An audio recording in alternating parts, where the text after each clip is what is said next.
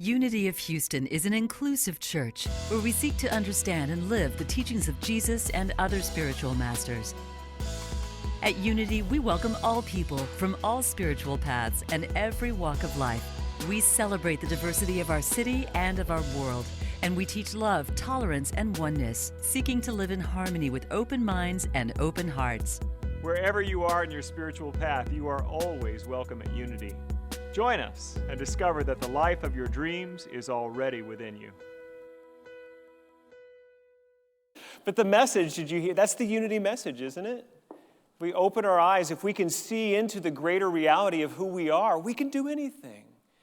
I mean, really, we're up here every Sunday and Wednesday telling you the same thing, just in different words. That's really our only message, is that we are one with the infinite life of God. The creativity, the power, the presence, the love, the possibility of the infinite is in you and me. And if we can open our spiritual eyes to see it and to live it, then we can experience freedom like in anything we've ever known. So we have to get creative on how we keep doing different Sundays all the time. But you know, there is a formula to giving a message. I've shared it with you before. My friend Jerry Roberts, the minister up at Unity of the Woodlands, he was a Methodist-trained seminarian, and he said it's really just a joke, 3 points, and a poem every Sunday. A joke, 3 points, and a poem. I have all prepared for you today, a joke, 3 points, and a poem. Now, I know a joke, it's kind of formulaic, but it kind of works. There's something about starting with a little funny, just kind of lets us relax into it, and then hopefully we can hear something. So Jack and Mary, the story I'm going to tell you. But before I tell you the story, you know the way a joke works, right? You have setup, punchline. Setup, punchline. There are short jokes, like dad jokes, are usually just like one quick setup, and then there are the horribly long setups, which I sometimes inflict upon you. But I like the kind of medium setup to get to the punchline. So this is the story of Jack and Mary. Medium, now it's becoming a long setup. Jack had been so in love with Mary from afar for a long time, and he finally got the courage to ask her to the spring formal dance. And to his wonder and delight, she said yes. And so as the day was getting close to the dance, he thought, you know what? This is going to be a night to remember. I need to rent a tux. And so he goes to the tuxedo store, and a lot of other guys had the same idea because the line was around the corner. But he said, this is a night to remember. I'm going to wait in this tuxedo line, and I'm going to get a tux for Mary. The day of the dance arrived, and his mom said, you better get a corsage for her. So he said, okay, I'll go do that. So he goes to the neighborhood florist, and guess what? A lot of guys had the same idea. There was a horribly long line at the florist shop, but he said, this will be a night to remember. I'm going to get those flowers for Mary. He goes to Mary's house, and she comes down the stairs, and she is radiant and beautiful. They're both so excited, a little nervous. They get to the dance, and there's a long line to get in. So long that Mary looks at him and says, are you sure we want to wait in this line and go to the dance? And he said, this will be a night to remember, Mary. We'll wait in this line. They get inside the dance, and they're kind of getting the lay of the land and looking at the decorations, hearing the band play, and he says, Mary, would you like something to drink? And she looks over where the refreshments are, and she sees there's a punch bowl. She said, I would love a punch. And so Jack says, I'll be right back. And he goes over to the punch table, and I should take this moment to tell you that there's no punchline in this story. Oh. What? Come on, that's funny. You have to think about it, right? I almost gave it away there. I know. It was a lot of work for very little payoff, and I apologize. It's hard to find new ways to do this every Sunday. So today is the completion of our gratitude series we've been doing all month, and the theme of this year's gratitude, it's been a little different. I called it Give Thanks in All Things, and it comes from 1 Thessalonians 5:8, which says, Give thanks in all things, for this is the will of God for you in Christ Jesus. And I've often taught on this passage that it doesn't say give thanks for all things, but says give thanks in all things. No matter what you're going through, if we can tap into the power of gratitude, it is transformative in our lives, even when we're going through hard times. So really, this month's message has been gratitude in hard times. because a lot of us are going through hard times right now. I can't remember another time in my life. I mean, we've all gone through those experiences of loss and uncertainty and illness, all of it. We've gone through it at different times, but I can't remember a time in my life in 54 years where so many people together have experienced such heaviness, such difficulty and disruption. And so what I want to say is that if it's affecting some of us differently, if this is not really, if you're not somehow feeling the full impact of the pandemic or the unrest, then what I invite you to do is hold space. Be a container of consciousness for those who are struggling. And you might listen because your time will come too, because it does. It comes for all of us. We all go through difficult times in this human lifetime. And if you are struggling a bit, then today this message is for you. And the first thing that I want to remind you is it's the title of today's talk, that we are in this world but not of this world. We face difficult circumstances and conditions in our life, but thank God we're not at the whim of the conditions. We have a spiritual reality upon which we base our lives. And we existed before we took birth. We will exist after we lay these bodies down. We are eternal expressions of God's love and light and power.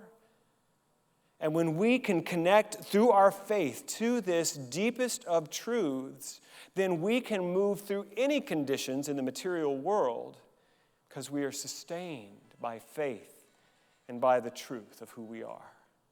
So that is what the meaning of this phrase, in the world but not of the world, means. It means that you're more than this. Whatever it is that your struggle is, wherever the point of pain is for you, you are bigger than that. You are eternal. You are powerful. And here's the good thing, that if we can tap our consciousness down into that deepest of truth, we can bring that energy forward as we move in the world of conditions. We can change things in our life for the good. That we can begin to live a life of greater freedom and fulfillment here, now, not just when we're done with this body and lay it down. You know, in the Christian world I grew up in, that we use this phrase a lot, in the world of the world, but we meant it to mean that everything here is bad. The world is bad. Stay away from the world. You're not of this. And so it was a lot of like purity teaching, right? You know, don't listen to that music. You know, don't eat those foods. Well, not so much. We ate all the foods. But, you know, don't do things with those people. You know, I'm not going to go into it anymore. You get my drift there. But what we mean in unity is that this world is a part of the expression of God, but that's not the whole truth. And the conditions of our lives, in our finances, in our relationships, in our health, all of that, that's not the full truth of us. That's just what we're experiencing now. But we are a part of the infinite presence and the inexhaustible supply of good. And by practice and by faith, we can bring God's good into our life, in our conditions as well. So that's what we're about. My hope is to remind you in point one today is that you are more than this. The first time I really got a hold of this idea was years ago, the very first time I heard Deepak Chopra speak back in Dallas, close to 30 years ago. And he said it like this. He said, what we are is like a radio transmitting tower outside of space and time, just forever broadcasting the truth of our connection with God for eternity. And this body and in this realm, we are like the radio that has tuned into the signal of our eternal soul. And I don't really know what that means, but it made me feel good, and I kind of like it.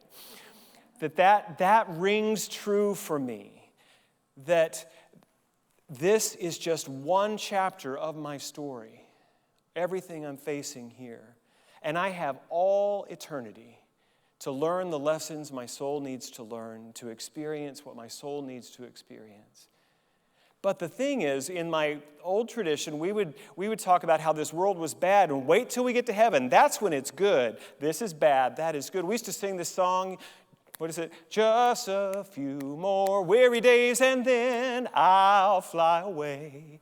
When what I noticed is we'd be singing this song about the weary days, but we were singing it with such happiness. And in unity, what we teach is that heaven is here. if we tune our consciousness to the great truth of God's presence. That heaven is wherever we are in alignment with the truth of Spirit. So we can experience heaven on earth. And that is the reminder this morning. Is that we have all eternity to do this, but what we're really seeking is freedom. And all of the great spiritual traditions talk about that. In the Christian tradition, it's often freedom from sin and damnation. In the Buddhist or Hindu tradition, it's often freedom from samsara, the birth and death cycle, the karma that we need to work off over lifetimes. We need freedom from our addictions, freedom from our fears, freedom from our unbelief. And so what we're really seeking through this human lifetime is to experience the freedom of God here and now. And sometimes we have, even in a very highly evolved teaching like unity, we get tempted back into duality thinking, and we think, well, if I can just get out of here, if I can just get out of this human life, then I'll be back to, oneness or whatever. And the invitation is always for right here, right now, even in 2020, even in global pandemic, even in loss of job and relationship, even here, God is saying, yes, your freedom is here for you. But why do we suffer? And this is the age-old question, the hardest question for all the spiritual teachers is, if all of that is true, then why are we in pain? Why are we experiencing this lack of freedom? Philip Yancey is a Catholic author, and he wrote a book called Where is God When It Hurts? And he says there are two misunderstandings about suffering in spiritual terms. The first error comes when we attribute all suffering to God, seeing it as punishment for our human mistakes. And the second error does just the opposite. It assumes that a life with God will never include suffering.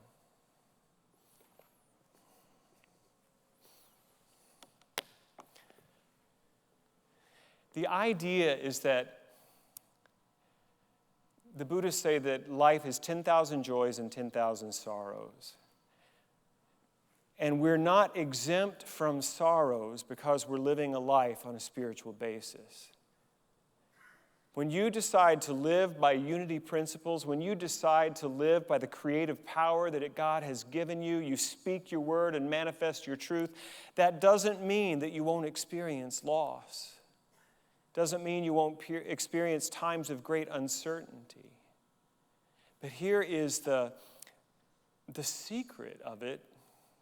It's not really a secret. Is that if we truly believe that God is everywhere present and possibility is everywhere present, even those difficulties are invitations into your transformation. And all of the great old stories teach this truth. Joseph Campbell, the author of The Hero of a Thousand Faces, who many of you may remember his PBS special where he talked about the hero's journey.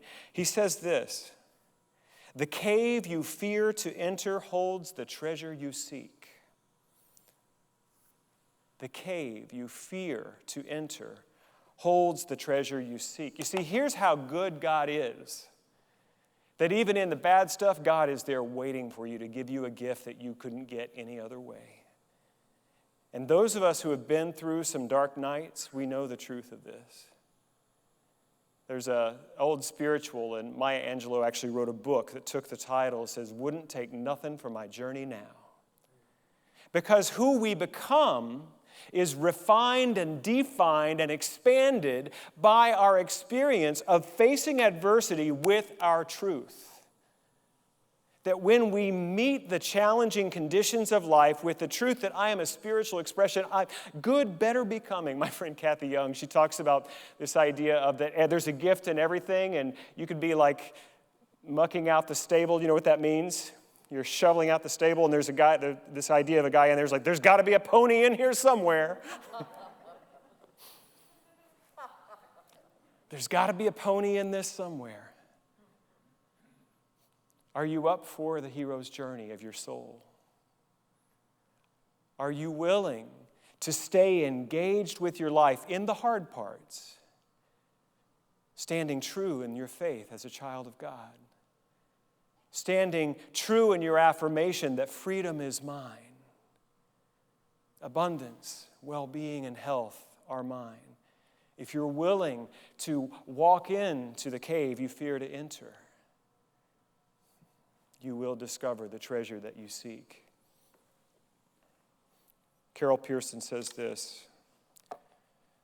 She's another writer who teaches from the hero's journey, and she uses a lot of teaching on archetypes. She says, each of us has a hero within, but we are not always aware of that reality. The hero within essentially is sleeping. Our task is to awaken that hero. The most natural way to arise in the morning is to wake up when the sun shines in the room. And the natural way to activate the inner potential is to shine the light of consciousness upon it. When we begin to see that we have a hero within, the hero quite naturally wakes up. And so dark times, difficult times, struggles, even suffering, all becomes a wake-up call for the hero of your own being. All of it is asking you to be more, to find more resources, more stick-to-itiveness, more perseverance, more trust and faith, and more willingness to march forward in claiming your good even when you're scared. I love the word courage. Some people have told me that it's kind of a lower tier word in spiritual terms because it denotes fear, and I'm like, duh. Yeah. We all experience fear sometimes, and we need something that will bridge between the truth that we know to be true and our fear, and that thing is courage. To be able to feel the fear and do it anyway. Those of you who are here today, whether in person or online, you're showing up. You wouldn't be attending a service for a spiritual possibility kind of a church if you didn't believe that some hero in you needs a little reminding today of your possibility. You didn't need someone to just say, you know what, you're greater than this circumstance and you're going to get through this better than you've ever known. Psalm 138, verse 7. Though I walk in the midst of trouble, God, you will revive me. You will stretch out your hand against the wrath of my enemies, and your right hand will save me. And verse 8, the Lord will perfect that which concerns me. Your mercy, O Lord, endures forever. Do not forsake the works of your hands. What the ancient writer of that prayer, of that song, was seeking to remind himself, herself, ourselves, is that God called us and God will equip us. That God has called us to be the authentic gift that we are and to step out into it, and that everything we need will be given if we're willing to partner with God.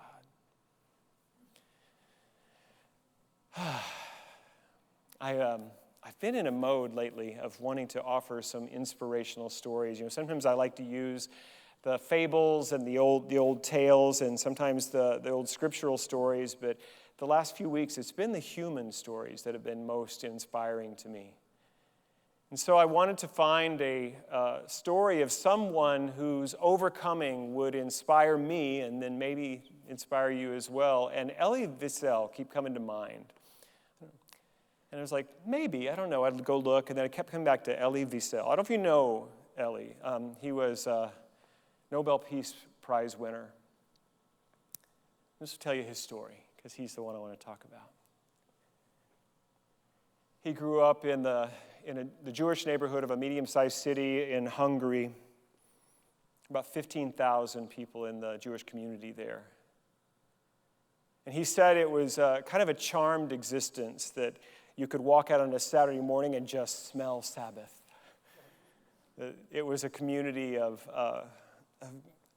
great cooperation and mutual support, that it was a safe place to be a Jewish kid in Europe. And Europe has not always been a safe place for Jewish kids. And it was kind of an idyllic childhood. His family his dad was a merchant and fairly successful, and then one day the Nazis arrived. Many of you know this story, but they took all 15,000 of the Jews in that town and put them on trains and sent them to the death camps.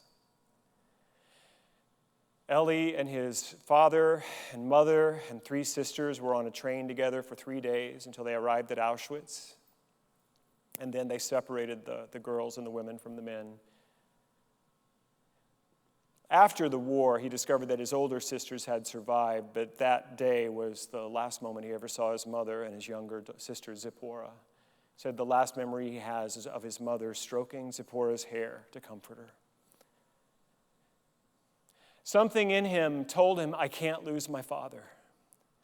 And so this strong intention to stay by his dad was with him. Elie was 15 years old. Someone else, one of the other prisoners, said, tell them you're 18, and then they'll think that you can do work and they won't kill you. And so he lied and told them he was 18. And so for the next couple of years, his job was to stay alive and to keep his father alive and to endure unimaginable cruelty. Really, I'm not going to share the things of his story that are just so ugly. We all know these stories, we've seen them, and they're not just in the Jewish Holocaust. These are the things that people have done to each other every century, going back as long as history exists. But he saw things that were horrifying. His father finally succumbed and died of dysentery and starvation.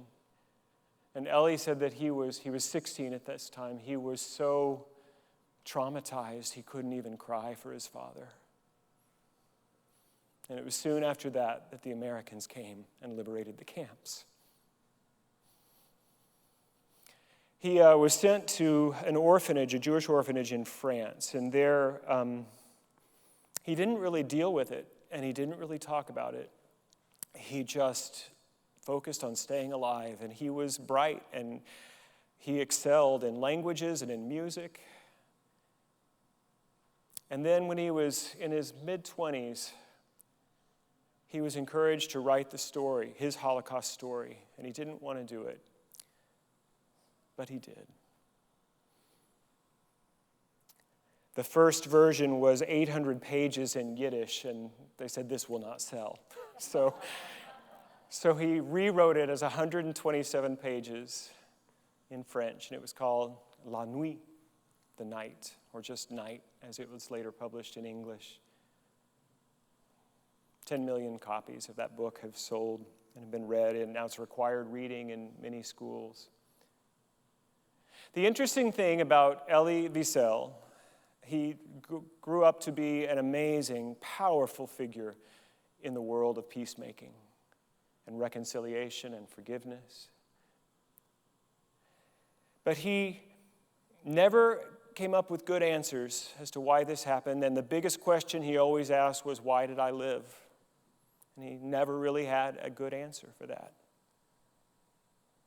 But those of us who love him and his work have a ready answer for why he survived, so that he could remind us of why we can't let it happen again.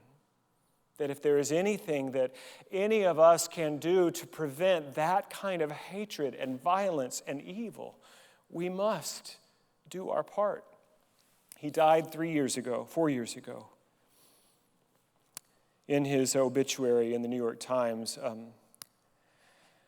Barack Obama said this: he raised his voice not just against anti-Semitism, but against hatred, bigotry, and intolerance in all of its forms. He implored each of us as nations and as human beings to do the same, to see ourselves in each other, and to make real that pledge of never again.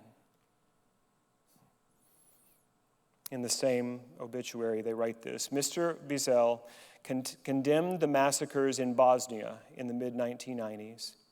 He said, if this is Auschwitz again, we must mobilize the whole world. And he also denounced others in Cambodia, Rwanda, Darfur. He condemned the burnings of black churches in the United States and spoke out on behalf of the blacks of South Africa and the tortured political prisoners of Latin America. Why did I live, he asked. To tell the story and to remind us. Most of us will not go through anything like what Elie went through in his life. But whatever we go through is useful to the whole. You see, the purpose of going through things, as near as I can figure out, Chris and I were talking about it yesterday, this is a 12-step thing. There's one of the promises in the 12 steps says, no matter how far down we have gone, we will see that our experience will benefit others.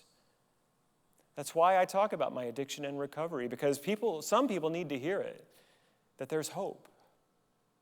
And I don't know what your struggle is. I don't know what the cave is that you fear to enter. I don't know for you, but I do know that you need to make that hero's journey, not only for your own fulfillment and freedom, but for us.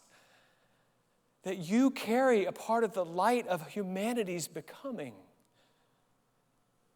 And we all must say yes to facing the difficulties of our lives with faith, with courage. So what we're really talking about today is resilience. Don't you just love resilient people? I'm beginning to think I might be one. I'm not sure yet, but it seems to be the way my life is going. And there are two things that people who study resilience say are required for resilience. One is a strong system of support, and man, have I had that. Oh.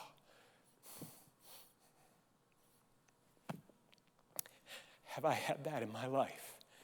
People willing to extend themselves to support me when I needed it. Oh my gosh. So many people, friends, family, church. And if you don't have that, I encourage you to find it. And this church may not be able to give you all the support you need, but if you don't know where else to start here. Join one of our groups, take a class, meet some people. Just need people who will remember for you who you are. The second thing that is required is a sense of purpose. And your purpose does not have to be Nobel Prize winning to count. Your purpose is to live your authentic journey to the best of your ability.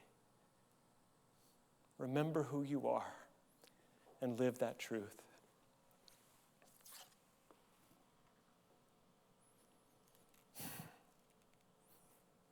I'm not going to give you a poem today. You don't need it.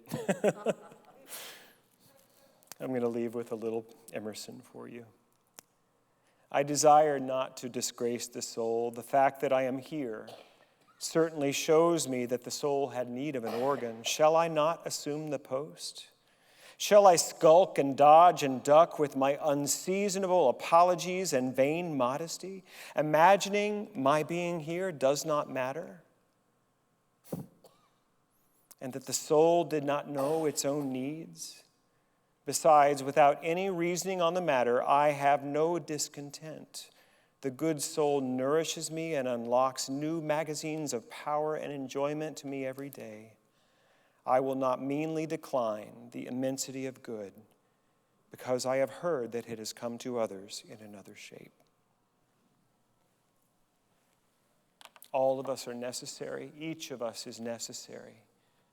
The fact that I am here shows me that the soul, the universe, God, Spirit needed me here. The fact that you are here shows us that you're needed. Shall we not assume the post and live the life God has called us to? If no one has told you today they love you, I love you. If no one has told you today they're grateful for you, I thank God for you. God bless you. Thank you for watching this message today. I'd like to invite you to join us in person here on campus at Unity of Houston for Sunday morning or Wednesday evening services. If you can't be with us here on our campus, you can still join us live on Facebook or on our website, unityhouston.org, Sunday mornings at 11 a.m. Central.